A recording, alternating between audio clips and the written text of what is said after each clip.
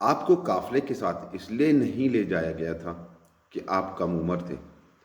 آپ وہیں درخت کے نیچے بیٹھ گئے۔ ادھر بہرا نے لوگوں کو دیکھا اور ان میں سے کسی میں سے اسے وہ صفت نظر نہ آئی جو آخری نبی کے بارے میں اسے معلوم تھی۔ نہ ان میں سے کسی پر وہ بدلی نظر آئی، بلکہ اس نے عجیب بات دیکھی کہ وہ بدلی وہیں پڑاؤ کی جگہ پر ہی رہ گئی تھی۔ اس کا صاف مطلب یہ تھا، بدلی وہیں ہے جہاں اللہ کے رسول ہے۔ تب اس نے کہا، اے قریش کے لوگوں، میری دعوت سے آپ میں سے کوئی بھی پیچھے نہ رہنا چاہیے۔ اس پر قریش نے کہا، اے بہرا، جن لوگوں کو آپ کی اس دعوت میں لانا ضروری تھا ان میں سے تو کوئی رہا نہیں۔ ہاں، ایک لڑکا رہ گیا ہے جو سب سے کم عمر ہے۔ بہرا بولا، تب پھر مہربانی فرما کر اسے بھی بلا لیں۔ یہ کس قدر بری بات ہے کہ آپ سب آئے اور آپ میں سے ایک رہ جائے، اور میں نے اسے آپ لوگوں کے ساتھ دیکھا تھا۔ تب ایک شخص گیا اور آپ کو ساتھ لے کر بحیرہ کی طرف روانہ ہوا۔ اس وقت وہ بدلی آپ کے ساتھ ساتھ چلی اور تمام راستے اس نے آپ پر سایہ کیے رکھا۔ بحیرہ نے یہ منظر صاف دیکھا۔ وہ اب آپ کو اور زیادہ غور سے دیکھ رہا تھا اور آپ کے جسم مبارک میں وہ علامت تلاش کر رہا تھا جو ان کے کتب میں درج تھی۔ جب لوگ کھانا کھا چکے اور ادھر ادھر ہو گئے تب بحیرہ آپ کے پاس آیا اور بولا، میں لوت اور عزی کے نام پر آپ سے چند باتیں پوچھنا چاہتا ہوں۔ جو میں پوچھوں آپ مجھے بتائیں۔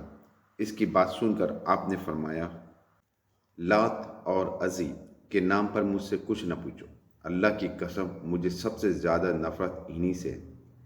اب بہرا بولا، اچھا تو پھر اللہ کے نام پر بتائیں جو میں پوچھنا چاہتا ہوں۔ تو آپ نے فرمایا، پوچھو، کیا پوچھنا ہے؟ اس نے بہت سے سوالات کیے۔ آپ کی عادت کے بارے میں پوچھا۔ اس کے بعد اس نے آپ کی کمر پر سے کپڑا ہٹا کر مہر نبوت کو دیکھا۔ وہ بالکل ویسی ہی تھی جیسا کہ اس نے اپنی کتابوں میں پڑھا تھا۔ اس نے فوراً مہر نبوت کی جگہ کو بوسہ دیا۔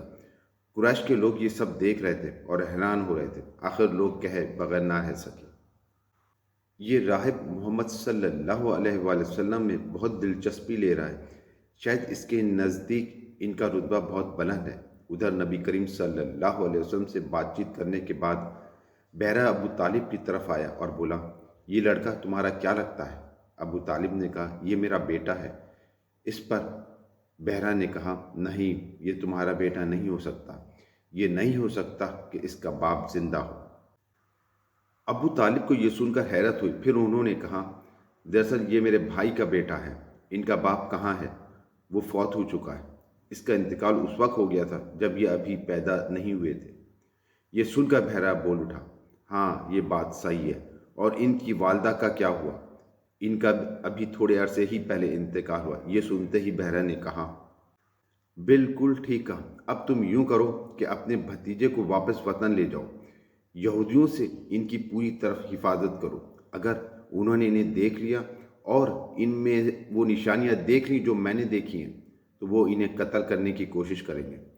تمہارا یہ بھتیجا نبی ہے، اس کی بہت شان ہے۔ اس کی شان کے بارے میں ہم اپنی کتابوں میں بھی لکھا ہوا پاتے ہیں، اور ہم نے اپنے باپ داداؤں سے بھی بہت کچھ سن رکھا ہے۔ میں نے یہ نصیحت کر کے اپنا فرض پورا کر دیا ہے، اور انہیں واپس لے جانا تمہاری ذمہ داری ہے۔ ابو طالب بحیرہ کی باتیں سن کر خوفزدہ ہو گئے۔ آپ کو لے کر مکہ واپس آ گئے۔ اس واقعے کے وقت آپ کی عمر 9 سال تھی۔ اس عمر کے لڑکے عام طور پر کھیل کود میں ضرور حصہ لیتے ہیں۔ ان کھیلوں میں خراب اور گندے کھیل بھی ہوتے ہیں۔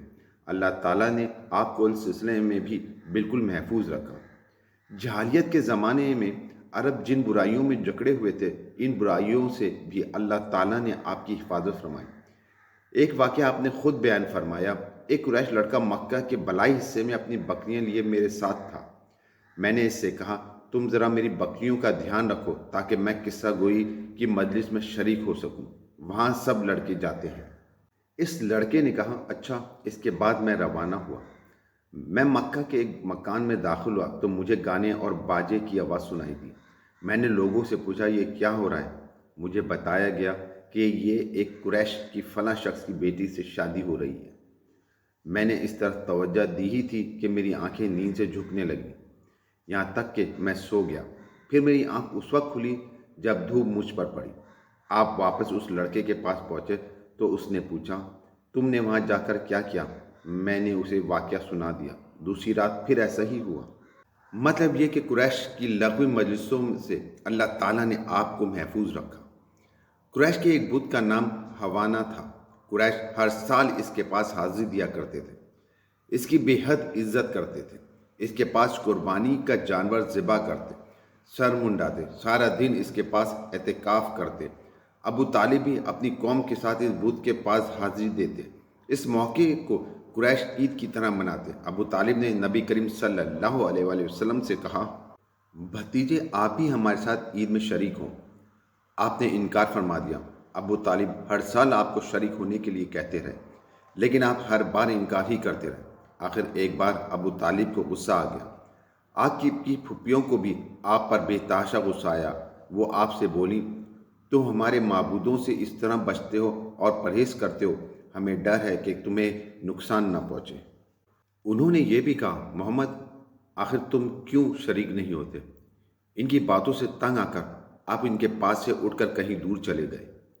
اس بارے میں آپ فرماتے ہیں، میں جب بھی حوانا یا کسی اور بت کے نزدیک ہوا، میرے سامنے ایک سفید رنگ کا بہت قد آور آدمی ظاہر ہوا۔